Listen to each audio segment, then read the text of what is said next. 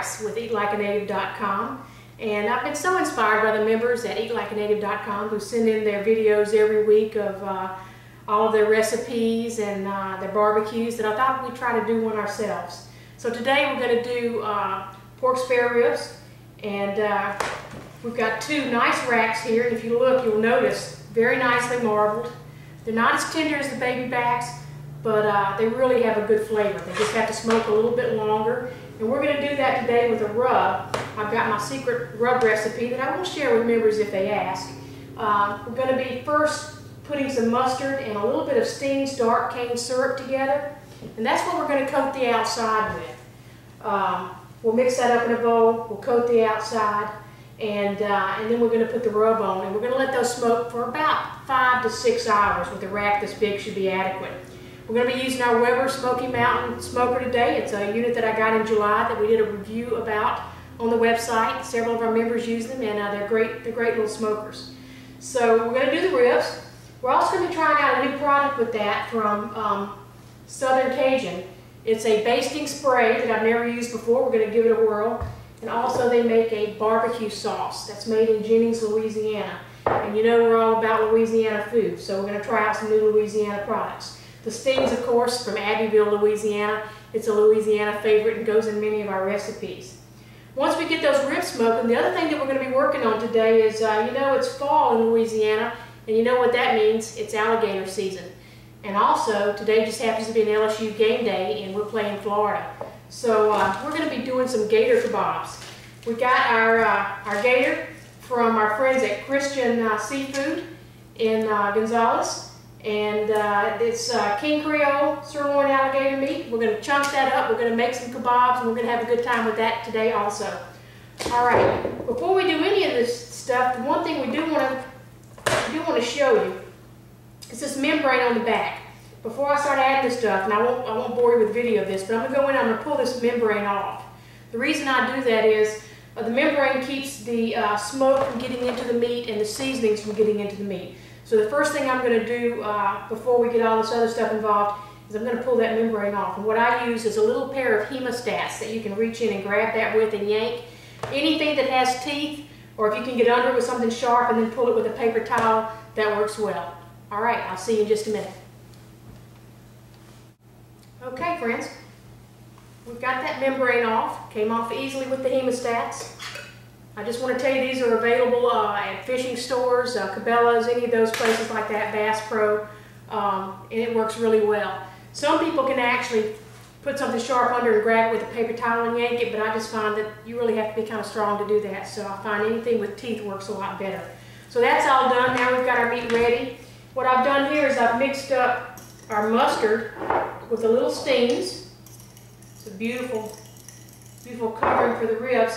Now you're not going to taste the mustard too much after the smoking process is completed. What this really does is provides a coating to allow the rub to stick to the ribs.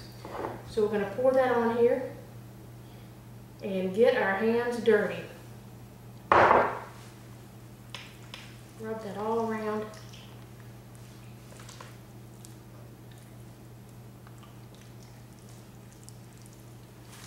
Flip it over. Do the same over here.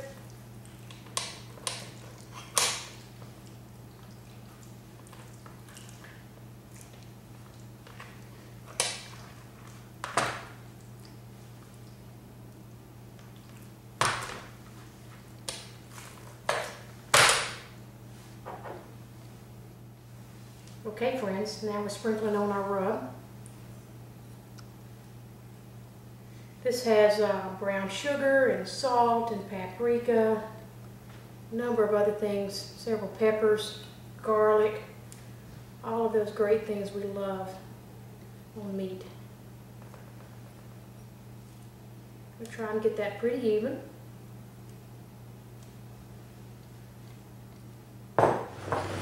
Okay, it's a beautiful day on the river today. We're going to move outside for the actual smoking. But before I put the meat on, I do want to show you one thing.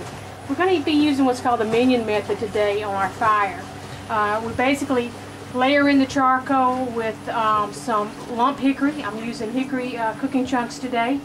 I'm using Kingsford charcoal, I've tried a lot of different charcoals, but I get a nice even fire with the Kingsford, so I tend to go to that more than anything else. So you'll notice how we've mounted up the briquettes on the outside, and behind that you'll see our chimney starter, our chimney charcoal starter. What we're going to do is we're going to dump those hot coals right into the middle of that pile right there, and the result will be over a course of 8, 10, 12 hours. I've seen this thing go 11 and a half, 12 hours with one loading of briquettes using this method with a very even temperature of about 245, 250, which is exactly what we're going to need today for what we're cooking. So, so we're letting those coals get hot, and then we'll be putting them in the middle, and then we're going to be ready to add some meat. Okay, we're back. Got everything together. The temperature has come up to about 250, just under 250 actually. I'm not concerned about it. Anywhere between 225, 250 is really pretty good for ribs. But what you're going to see is when you first start to smoke, you will see the temperature hang a little bit low while you overcome the temperature of the water and the cool meat, and then you'll see it jump up, and you really have to watch it to make sure you don't let it get away from you, because even just going too high for just a few minutes can mess up your meat pretty good. This is some olive oil I've got on here. I'm giving the grate a good wipe with it to keep the ribs from sticking.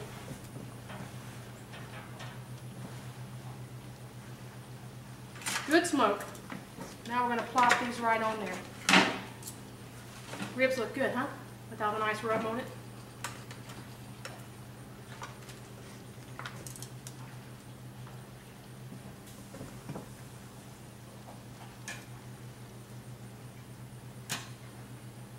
Nice.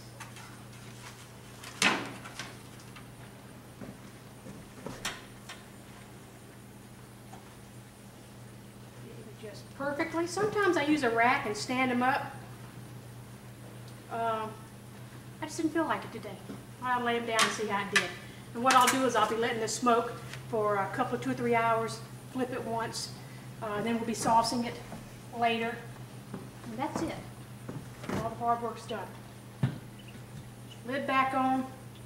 We'll watch this temp, and in about 5 or 6 hours we're going to have a great meal. Okay, we're back now, and we've got the ribs smoking, and they're doing great. The Weber Smokey Mountain is cooking along at about 245. Let's talk a little bit about our appetizer that we're going to have with the meal, and that's the alligator. Now, alligator meat really comes, there are 3 different kinds that you'll see, 3 different colors, and they're all a little bit different in characteristic. The tail meat is either white, which is very tender. It's been described by many as being very much like veal, a tender veal, or there's the dark meat of the tail, or there's the body of the alligator from where the sirloin comes from. That has a very distinctive pink flavor, pink color, and a good flavor. It is not as tender as the white meat on the tail, but if cooked correctly, it can be very tender and very tasty. So what we've done here is we've had it in milk and lemon juice for about 4 hours. Now what that does is it takes, if there's any gamey taste to it at all, it takes care of that. If there's gamey taste, it's going to be coming from the fat that's left on the meat. So you want to make sure that it's cleaned very well and all of the fat is removed. This meat looked great. Again, we got it locally here at Christian Brothers Seafood, and our friend Doug there recommended it. And it's really well cleaned, very pink, very fresh looking, and has a good smell to it. I think we're going to have a good appetizer. What we're going to do is we're going to cook it. We're going to pull it off, chunk it up. I'm going to put it in a pot. We're going to actually cook it on the smoker for about 2.5, 3 hours along with the ribs. When we flip the ribs, we'll just go ahead and drop this in also and let it be cooking slow in the smoker. And then we'll bring it out and finish it off on the grill itself probably. And we're going to make an orange honey glaze to go on it, and probably kebab it with some vegetables and finish it on the grill that way. So it should be good.